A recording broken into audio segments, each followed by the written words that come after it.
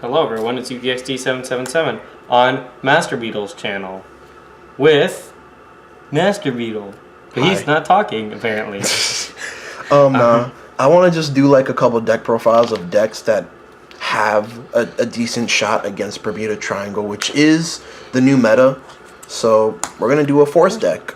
And that Force deck is Genesis. Yeah. Alright, so I actually built this pretty recently, and I gotta say, this deck has been really fun.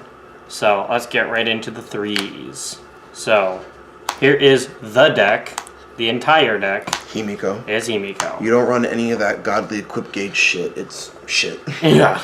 So Himiko is your kill power, draw engine, life, everything, all in one beautiful package. And all you need to do is ride her at least once and you're fine. Yup. So you get into her. You draw cards if you need to draw, and you get crits if you need crits. It's like Force 2 and a card. Yeah, exactly. So, and once you get Force 2, you don't need to do the crit ability anymore. You just draw until you really want to kill them. Exactly. So. Or if you think you can kill them from 3, like if they have to guard 3 columns because they all have crits, that's just disgusting. Yeah. Or at least 2. Oh yeah, for sure. All right. Next we have Pleone, Goddess of the Milky Way. Yeah. Now, I know what you're going to probably say.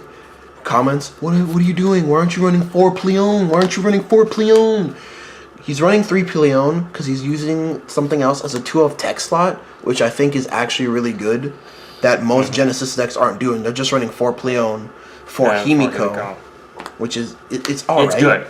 It is good, obviously, since it's top of the world. Yeah. But I like the way this is working out a lot. Because he's using 2 Pleone. Obviously, you know what Pleone does. Check top 3, put 1 to soul, and put the other 2 back on top of the deck. So it turns you into Force OTT. Yep. Which is already kind of what this deck has been compared to a lot. Riding this doesn't hurt a lot, but it does hurt a decent amount just because you're not getting a Force marker. Yeah. And forbid, Genesis forbid, since we are gods, that you do not ride this against Murakumo or you will die. Yeah. So your other... And your other grade 3... is actually Iwanaga Hime. Iwanaga Hime, Eternal Goddess. I didn't know this. This is a Vanguard and Rearguard skill. Yes, and she's an act skill. So unlike Saho Hime, where she's useless after you placed her, this can keep going. Now, she's still a bit costly, but she doesn't take Counterblast away from your Soul Blast reducers, which helps. Unlike Saho Hime, which costs a Counterblast. She enables the deck. She is a Soul Blast 3 only to draw a card, and then you get to put a card into your soul, and she gains power equal to the shield doubled. So you can put a draw trigger or crit trigger back. Yep, and she gets big. A fun thing to do is if you know you're like really in the lead, you can put a heal trigger into soul, and then she gets 40k power, and she gets really beefy. Or if you just need the attacker. Yeah. So she's still thinning the deck out, and she's a better ride target than Pleone. Because she still gives you a Force marker, she's still thinning the deck, she's reducible, easily reducible by the Soul Blast reducers, and she's a big number. So basically all the Soul Blast reducers are 2 or 1, so if you can get it down to at least 2, you're actually adding a soul.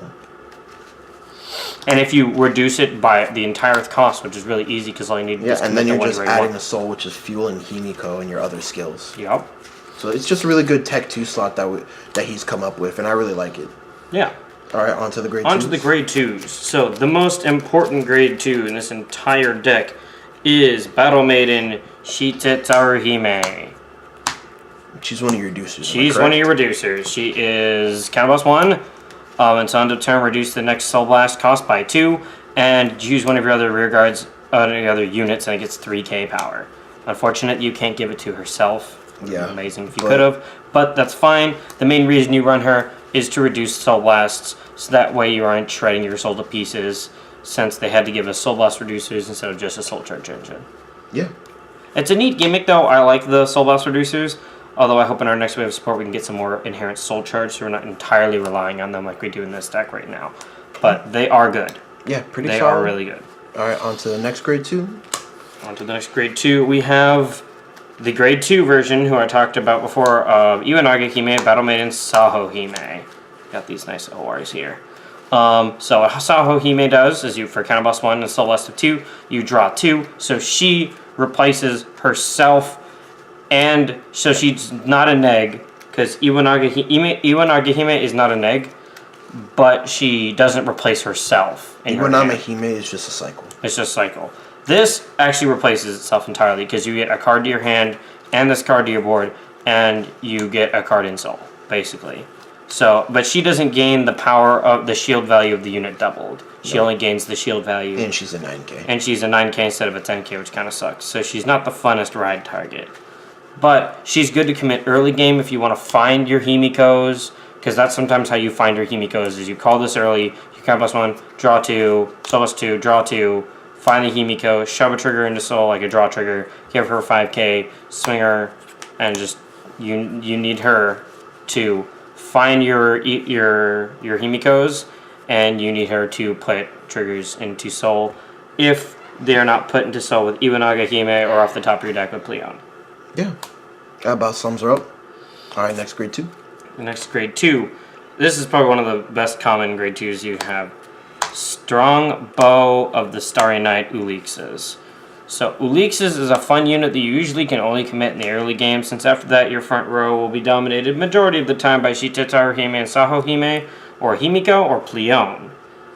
But in the early game, you call this guy out. When he attacks, at the end of his battle, you're going to shove him into the soul, which is very helpful. You're going to draw a card which replaces him in your hand, and then you get to soul charge. This is the only soul charge engine in your entire deck, so if you get these in your starting hand, commit them to rear guard.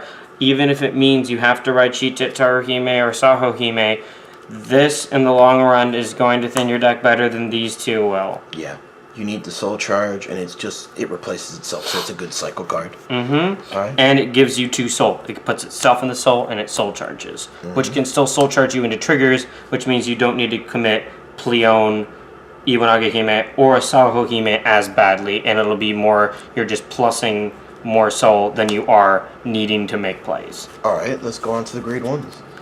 All right, the grade. This is where we get. This is where we get to the part that why Genesis is good against what's its face? Bermuda. Yeah, Bermuda. So Meta. we have Witch of Cat's Cumin at 4. So what this does, this allows you to reuse your on-play skills.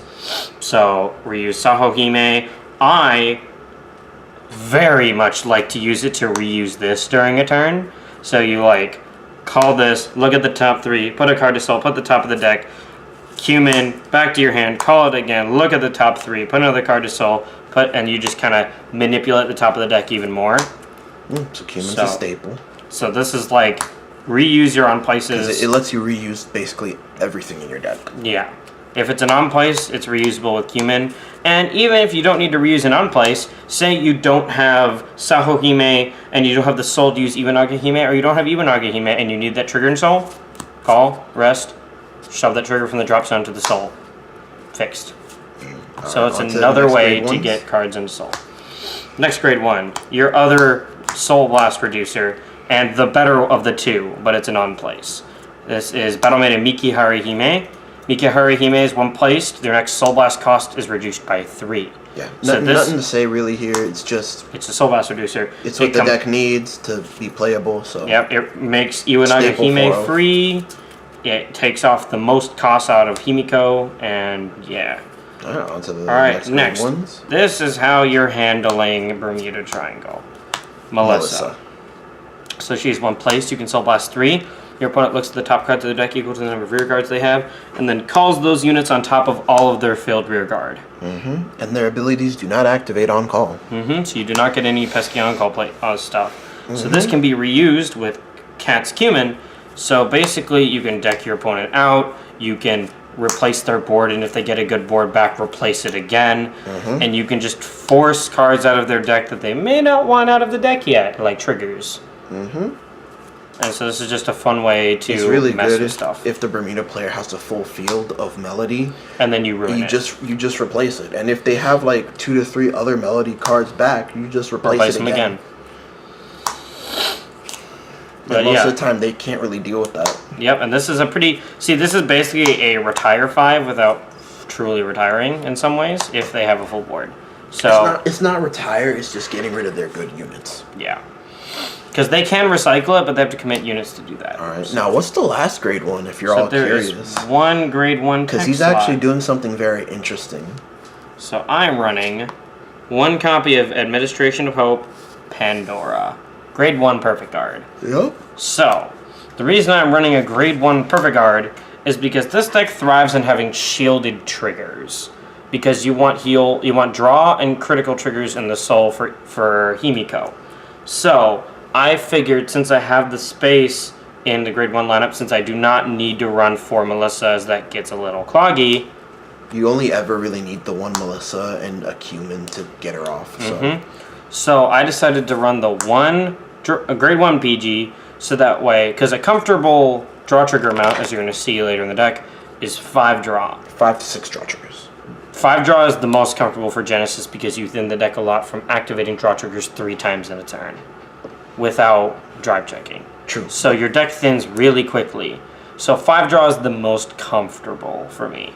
So because of that, I wanted to keep it at 5 draw without having to run less draw PGs while being able to run less draw PGs because I needed more shielded draw triggers and not have to run 6 draw in order to play 4 draw PG into shielded PG and draw triggers. Yeah. So with he's this, not losing out on the PG. That's what I'm not losing out on the PG, and I'm getting shield value out of my stuff so that Iwa still gets 10k off the draw triggers, and Sahohime gets her 5k off the draw triggers. Now show him your trigger lineup, which is pretty standard. Well, not pretty standard, but like what we just explained. Yep. It's 4 heal, 3 draw PG, 2 draw trigger, and 7 crit. Yep. With our very nice Aiming for the Stars Artemis starter. Yeah, so that's basically the deck profile, guys. Like, comment, subscribe down below what you think of it. If there's any changes you'd make, or if you don't like it in general, just tell us why, and we'll come back with an answer. Always give feedback. I'd like to make this deck as good as I can because this deck. Yeah, and you are going to see matches with this deck also. So. Oh yeah, for sure. We'll see y'all later. Peace.